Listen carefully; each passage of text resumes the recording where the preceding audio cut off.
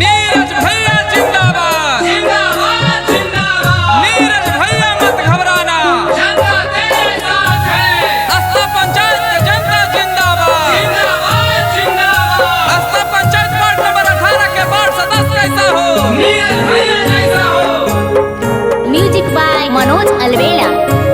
आगे माई हमारो नीरज भैया के हई चश्मा छपनी सनम जी आज सुनल ही अस्ता पंचायत बड़ा 18 में इनके नाम जी आज बाड़ी इनके नाम जी आज सुंदर इनके कम जी आज चश्मा छप पर टिपी जाके बुथवा पर बटन जी आज बाड़ा सादा सा बनाई है करथुन का मामा जी आज।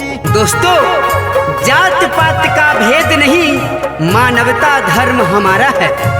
जात पात का भेद नहीं, मानवता धर्म हमारा है। झूठा वादा कभी न करना, न्याय हमारा वादा।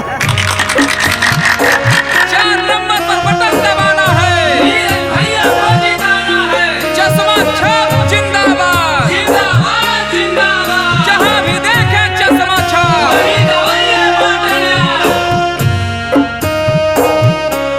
आगे माई बिरध पेना सान दे थुन इंदराया बास जी आज नाली गाली रासन दे थुन कार चाची विश्वास जी आज कार चाची विश्वास कार हाथ सबला खास जी नीरज भैया के जीतई है चाची है कार थुन विकास जी आज जानता कैसे बकर खातिर हाथुन हरदम तैयार जी आज।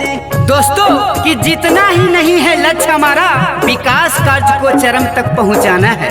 जितना ही नहीं है लक्ष्य हमारा विकास कार्य को चरम तक पहुंचाना है। शिक्षित संपन्न हो गांव का हर घर, शिक्षित संपन्न हो गांव का हर घर, यह लक्ष्य हमें पूरा करके दिखाना है।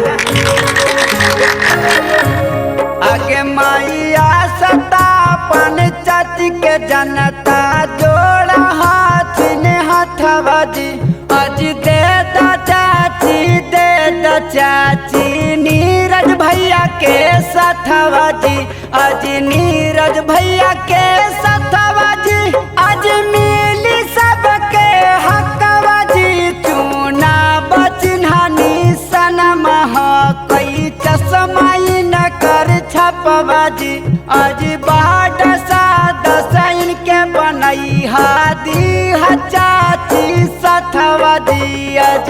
दोस्तों, कि चौमुखी विकास होगा यही मेरा इरादा है। चौमुखी विकास होगा यही मेरा इरादा है। सबका सपना पूरा होगा यही मेरा वादा है। नीरज भैया जिंदाबाद जिंदाबाद जिंदाबाद। नीरज भैया मत घबराना, जनता तेरे साथ है। अस्ता पंचायत के जनता जिंदाबाद जिंदाबाद जिंदाबाद। अस्ता पंचायत वार्ड नंबर 18 के वार्ड सदस्य कैसा हो, नीरज भैया जैसा हो।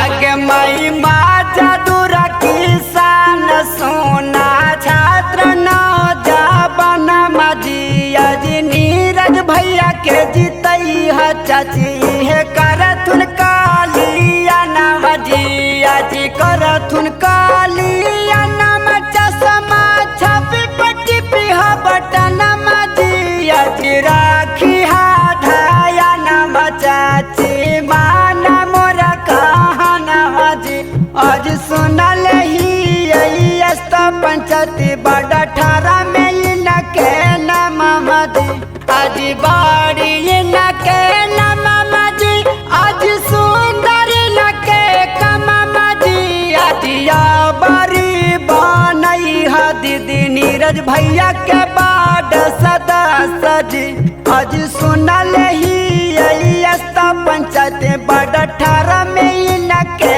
नाम जी आज या बारी बनई है दीदी नीरज भैया के बाद सदस्य दादा सजिया जी। Recording by Manoranjana Studio.